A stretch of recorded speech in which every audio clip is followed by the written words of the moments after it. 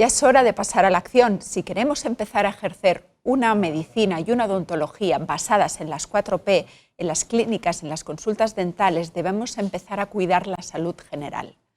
Las patologías periodontales han puesto de manifiesto que la odontología ya no puede limitarse únicamente a sus consecuencias locales. Ya no se trata de que los pacientes tengan un buen control de placa, que por supuesto lo tienen que tener, sino que además debemos ser capaces de actuar contra esos factores de riesgo involucrados en el riesgo de inicio y progresión de las periodontitis, pero que además son factores de riesgo que están relacionadas con otras enfermedades crónicas no transmisibles. Tenemos que ser conscientes de que si somos capaces de actuar frente a alguno de estos factores de riesgo, muchos de ellos asociados al estilo de vida, como hemos visto hasta el momento, estaremos impactando muy positivamente la patología periodontal, pero a la vez también estaremos ayudando en el cuidado y en la resolución de las patologías sistémicas, algunas de ellas tan graves como las cardiovasculares.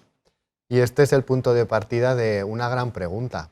¿Cómo lo hacemos? ¿Cómo conseguimos? ¿Qué pasos tenemos que dar? Pues para eso contamos con unos grandes ponentes, bienvenidos.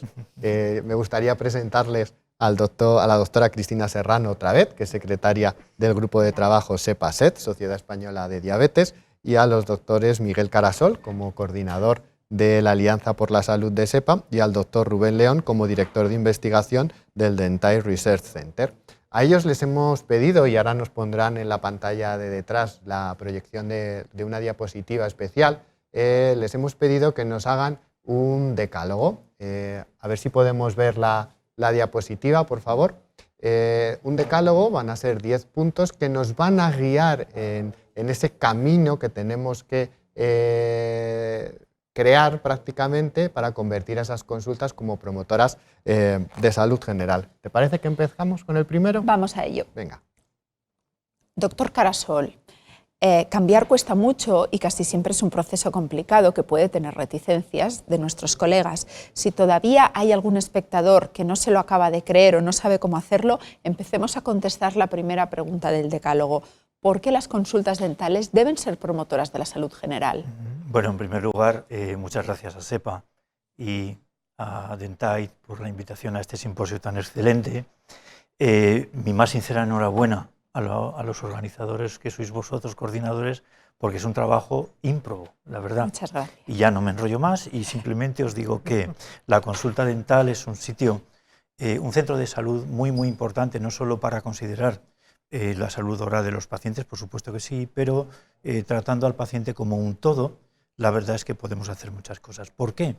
Pues porque la consulta dental es un lugar por el que pasan muchísimos pacientes, millones de pacientes al año.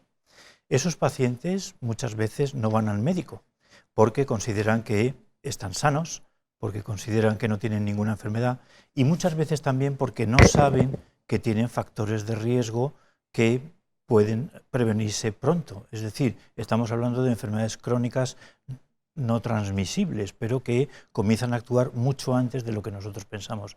Por tanto, nosotros tenemos la opción muy, muy importante de trabajar sobre los pacientes dentales y además sobre su propia estructura corporal. Claro que sí. Doctora Serrano, apostar por la salud siempre es beneficioso, de eso no tenemos ninguna duda, pero vamos a repasar, por favor, las ventajas que nos aporta hacer este cuidado de la salud general en las clínicas. Bien, en primer lugar, va a tener una serie de ventajas para el paciente y es que vamos a contribuir desde la clínica dental al cuidado general de nuestros pacientes, no solamente manteniendo la salud bucodental, que ya acabamos de ver las implicaciones tan importantes que tiene en cuanto a salud general, sino porque vamos a promover estilos de vida saludables, modificando esos factores de riesgo que ya hemos visto que influyen tanto en la periodontitis como en la salud general. Pero por otro lado, muchas enfermedades inflamatorias crónicas son silenciosas. Por ejemplo, la diabetes es una de ellas. En España, 2 millones de personas, que supone el 50% de las personas con diabetes, desconocen que la tienen. De hecho, cuando se diagnostican, muchos de ellos tienen ya alguna complicación asociada a la diabetes. Por tanto, si ese diagnóstico se realizase de manera temprana, podríamos evitar muchas complicaciones asociadas a la diabetes. Por eso yo creo que si nosotros colaboramos desde la consulta dental en el cribado de esos posibles pacientes de riesgo de sufrir diabetes, posiblemente podamos ayudar a que sea diagnosticada de una manera más temprana. Muy bien, pasemos al tercer punto del decálogo. Doctor Carasol, ¿cuáles son las ventajas para el equipo de salud bucodental? Pues las ventajas son evidentes, es decir, por un lado, el paciente, cuando tú le tratas de una forma global, se siente muy cuidado, muy ¿no? Muy cuidado, es decir, no tiene la sensación de que solo vas a por su boca, a por sus encías, a colocar implantes, no, estás velando por su salud y eso es muy importante.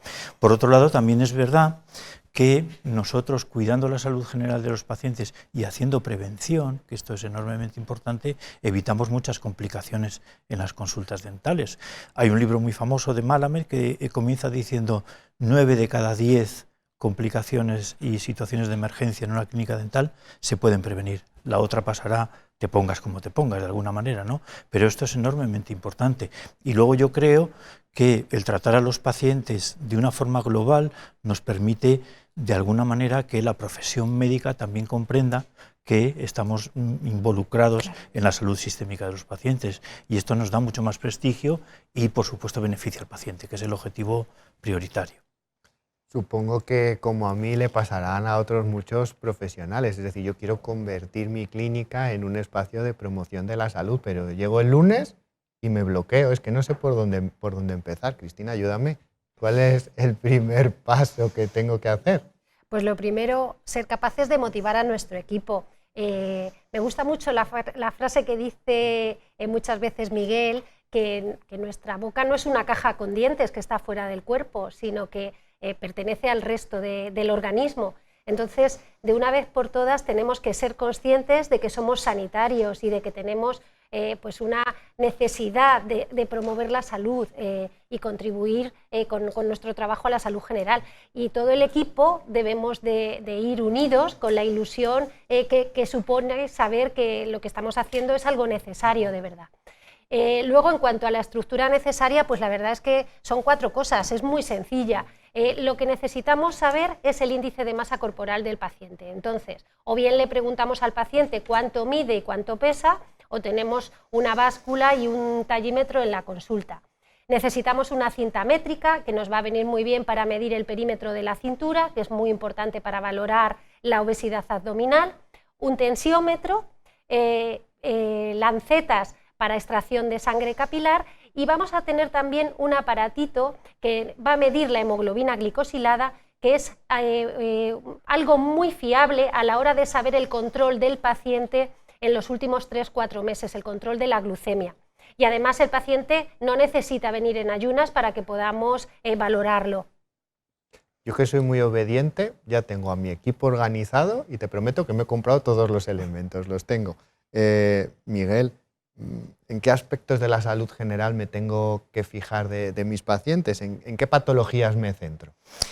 Bueno, yo creo que lo que no podemos pretender es, de entrada, centrarnos en toda la patología sistémica de los pacientes, evidentemente, no abarcamos a todo, pero sí que es verdad, y por lo que nos han comentado antes, que hay una serie de cuadros patológicos que son enormemente importantes por su prevalencia y por su posible gravedad, y además por su relación con patología como la periodontitis. Entonces, yo creo que lo indicado es, de todas las patologías que hay, ya nos ha comentado uno Cristina, que es la diabetes mellitus, la detección precoz de prediabetes y diabetes, y en segundo lugar hay un tema enormemente importante que es la hipertensión arterial. La hipertensión arterial afecta en el mundo prácticamente al 43% de los mayores de 18 años. En España hay más de 15 millones de hipertensos, entonces el problema no es que sean hipertensos, el problema es que el 38% no sabe que son hipertensos y entonces estamos en una situación muy parecida a la que nos ha contado Cristina. Por tanto, yo creo que es con que hiciéramos una detección precoz de poquitos casos en cada consulta, sería un beneficio tremendo para los pacientes. Bueno, ya tenemos los primeros 5 puntos de nuestro decálogo, hemos visto por qué las consultas dentales tienen que ser promotoras de salud general, hemos visto las ventajas de los pacientes y del equipo, ya sabemos lo que tenemos que hacer para organizar nuestra clínica y en qué patologías nos tenemos que centrar. Vanessa, ¿cómo seguimos? Continuamos. Sabemos que el objetivo es el diagnóstico, pero le vamos a preguntar a la doctora Serrano, ¿para todos los pacientes? No, para todos los pacientes no. Vamos a ver, nosotros no vamos a realizar ningún diagnóstico. Lo único que vamos a hacer es cribar a esos pacientes que tienen riesgo de sufrir este tipo de patologías. Por tanto, lo vamos a realizar a pacientes mayores de 40 años que nunca hayan sido diagnosticados de diabetes ni de enfermedades cardiovasculares, que por lo menos haga un año que no han visitado a su dentista, como comentaba anteriormente Miguel, y lo que vamos a realizar es, le vamos a tomar la tensión, porque sabemos que la hipertensión es un riesgo importante para sufrir enfermedades cardiovasculares, y vamos a valorar el riesgo de sufrir prediabetes y diabetes no conocida. Muy bien.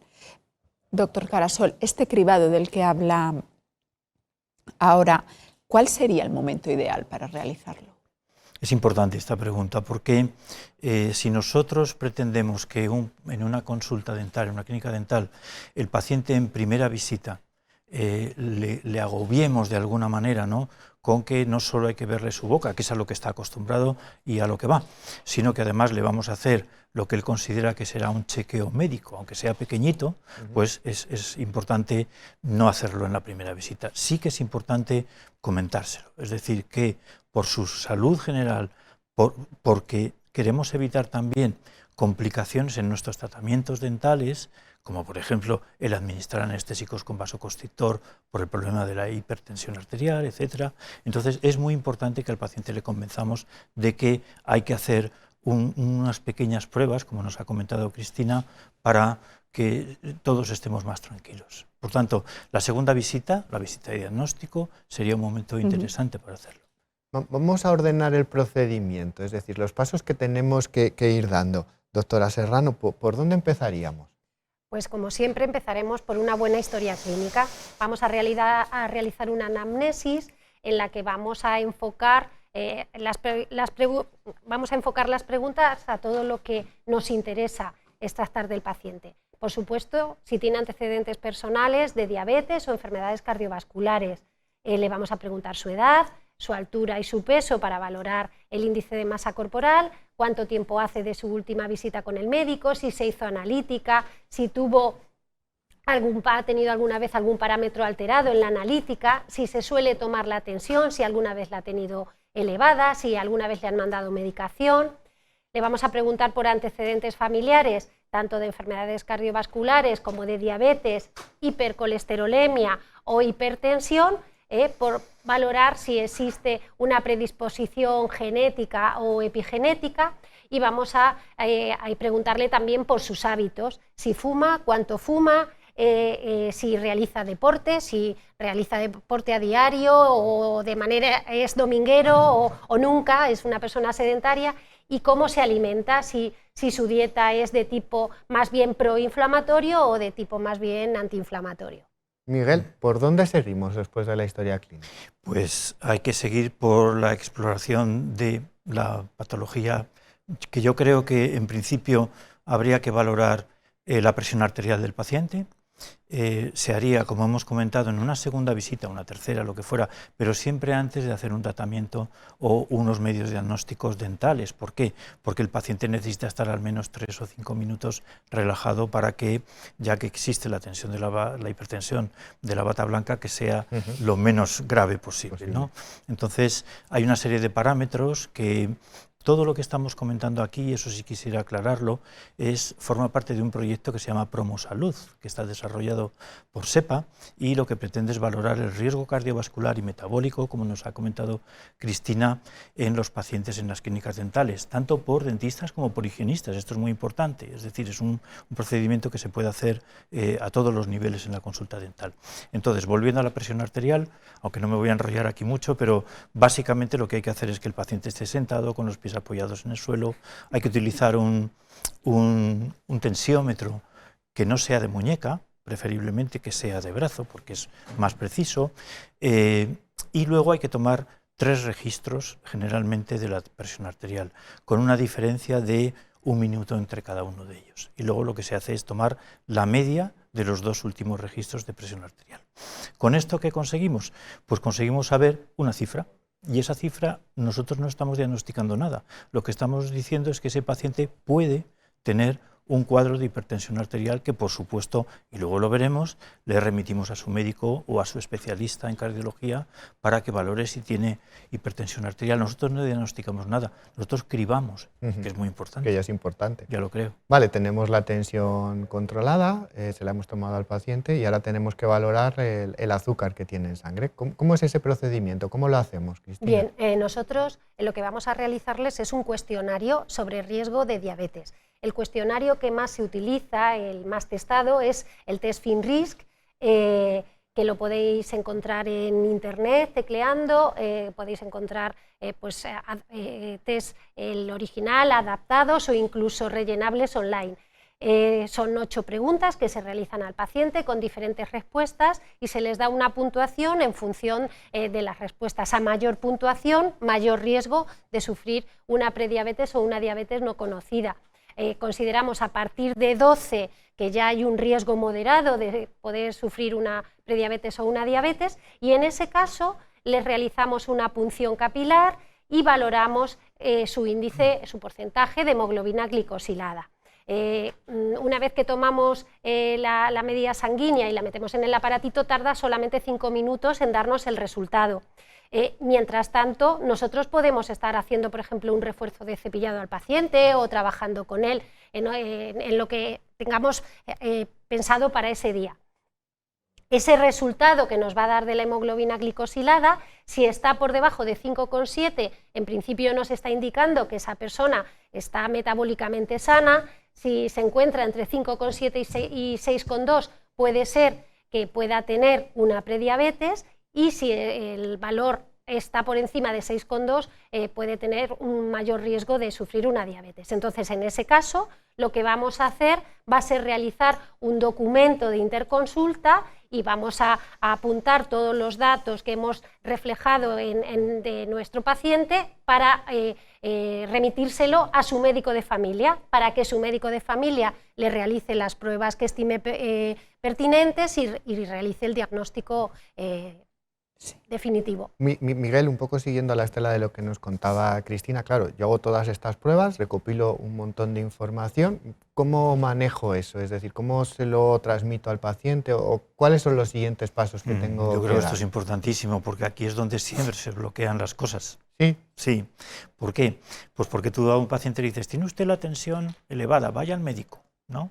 Hay unos que van, esto es como los pimientos de Padrón, unos van y otros no, ¿no? Claro. Entonces, y muchos no van. De tal manera que lo que hemos hecho, que es muy sencillito, pero a veces lo más sencillo es lo más práctico, es hacer un folio en el cual nosotros apuntamos y le pedimos a su médico o a su especialista que nos diga qué es lo que le pasa al paciente, teniendo en cuenta lo que nos ha comentado Cristina, teniendo en cuenta el registro de presión arterial. Entonces le decimos al paciente, vaya usted a su médico, ¿vale? Y llévele esto, ¿vale? Si el paciente va al médico es su responsabilidad. Evidentemente, la otra cara del folio es el informe del médico para el dentista, de tal manera que ahí nos dirá si el paciente tiene prediabetes o diabetes, según los parámetros que ellos consideren oportunos, si el paciente es hipertenso, normotenso, si tiene algún grado de hipertensión, y eso a nosotros nos vale muchísimo porque debemos registrarlo en la historia clínica. Es muy importante, este sistema es muy sencillo, pero es la única forma que tenemos de comunicarnos, es muy eficaz. A veces lo más sencillo es lo más práctico, porque no hay una relación digital, por ejemplo, entre las consultas privadas y la atención primaria, luego hablaremos de esto un poquito, pero entonces es muy sencillo. Muy bien, muchas gracias. La salud ha ocupado un gran tiempo de los espacios de las noticias en los últimos años. Un nuevo microorganismo nos ha visitado, ha condicionado nuestro modo de vida, nuestro estilo, nuestra manera de trabajar, nuestra manera de comunicarnos. Doctor León, buenos días, muchas gracias por estar aquí. Quisiéramos saber cuál es el papel de la boca en la infección causada por SARS-CoV-2. Buenos días, muchas gracias por la invitación. Para comenzar a contestar a tu pregunta, quisiera mostrarles un titular de la revista Nature de febrero del año pasado. ¿Y qué nos está diciendo? Que el coronavirus está en el aire. ¿Por qué dicen ellos que el coronavirus está en el aire? Tal como vemos en las imágenes, cuando nosotros hablamos o estornudamos, emitimos una gran cantidad de partículas al medio externo, también cuando respiramos. Sin embargo, cuando hablamos, emitimos 10 a 100 veces más partículas que cuando respiramos. Y cuando estornudamos, millones o cientos de millones de partículas más. Pero además, cuando estornudamos o tosemos, emitimos estas partículas a unas velocidades de 160 kilómetros por hora aproximadamente. Pueden llegar y alcanzar unos 6 a 8 metros. Y las partículas más pequeñas, es decir, los aerosoles, se encuentran o se pueden encontrar en el aire hasta en unas 2 horas. Si hablamos de una persona que está infectada, entonces estas partículas van cargadas del virus, del coronavirus. Por tanto, la cavidad bucal es una importante emisora de partículas virales y participa entonces, y tiene un rol muy importante, en lo que es la transmisión del virus de persona a persona, en el contagio propiamente tal. Pero si vemos en la diapositiva en la parte izquierda, la figura humana, ese virus que nosotros sabemos que está en saliva a concentraciones bastante altas, en algunos casos de 10 a la 7, 10 a la 9 partículas virales por mililitro de saliva, luego que está en la boca, ¿hacia dónde se dirige? Solamente hacia el medio externo. La verdad es que en las líneas rojas que vemos en la figura, podemos ver que también se dirige hacia el sistema respiratorio y también a la región intestinal, esparciéndose luego por diferentes zonas del cuerpo. Entonces, este virus que está en la saliva, que está en la boca, ¿de dónde viene? ¿Está en la nariz, se replica rápidamente y pasa a la boca, o viene de la región respiratoria y pasa a la cavidad bucal? Pues la verdad es que no. ¿Qué es lo que podemos ver? Y me quiero explicar. Cuando una célula es susceptible de ser infectada, cuando es capaz de expresar, por ejemplo, la enzima convertidora de angiotensina 2, todo lo que conocemos como el receptor o la proteína AC2, y además un conjunto de proteasas específicas. Entonces, ¿qué es lo que pasa? Cuando el virus encuentra esta proteína en la superficie de la célula, se engancha a ella, pero las proteasas lo que hacen es ayudar a que el virus penetre al interior. Una vez que penetra al interior, ahí se replica. Al inicio de la pandemia, lo que vemos en la gráfica que está en el centro arriba, Chu y colaboradores nos mostraron que en la cavidad bucal se expresa la proteína AC2, el receptor, en una cantidad tan alta como en las células pulmonares.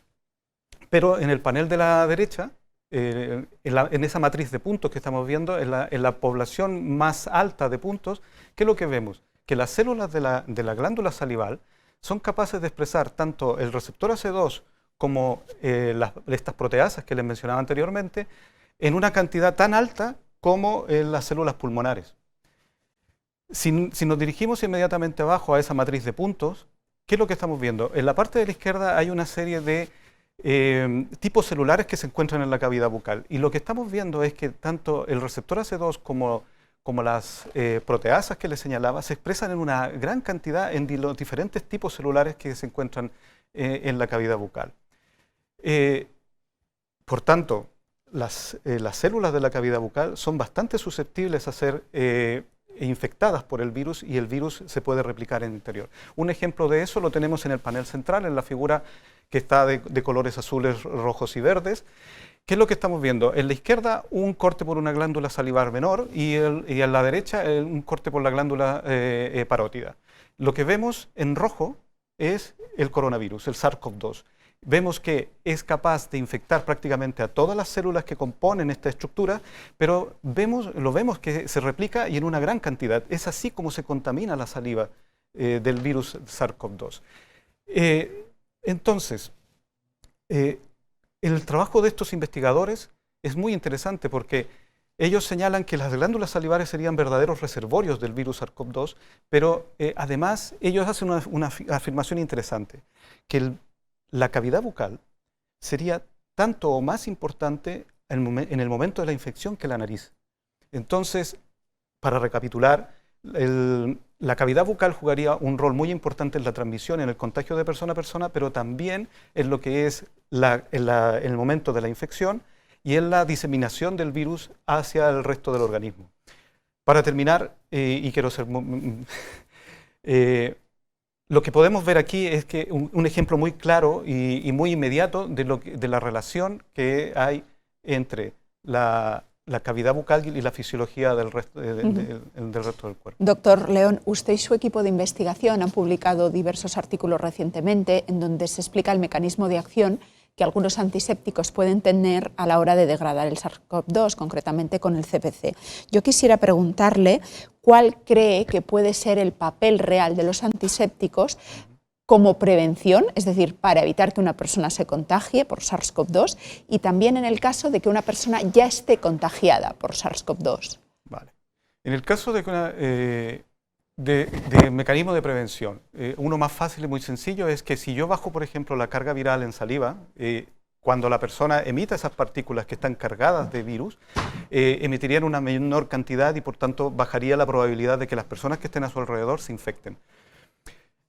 Pero cuando una persona está infectada también, quizás el hecho de bajar la carga viral o la cantidad de virus que se esté produciendo en la saliva, también el cuerpo estaría recibiendo menos carga viral y probablemente podríamos ver a lo mejor una estadía menor de las personas que llegan a estar hospitalizadas o quizás una sintomatología menor. Pero eso es un tema bastante difícil en estudios clínicos bastante más complejos. Pero en la primera parte creo que con estudios clínicos que tenemos realizado recientemente y que serán pronto publicados, hemos podido demostrar que sí bajamos la carga viral en saliva.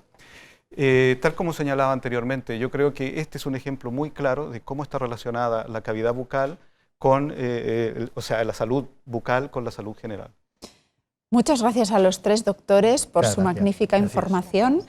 Habéis expuesto muy bien, doctor Carasol y doctora Serrano, la actuación en cuanto en la clínica dental, un poquito para cribar sobre todo y para detectar pacientes con patologías sistémicas. Yo creo que esto es extraordinariamente necesario y esperemos que todas las clínicas odontológicas de este país y también extrafrontera tengan a bien implementar este protocolo que también han explicado. Muchas gracias a los tres. Muchas gracias. Muchas gracias. Pues vamos a continuar con el siguiente bloque y vamos a ver lo que se puede hacer desde la atención primaria para promover la salud bucal.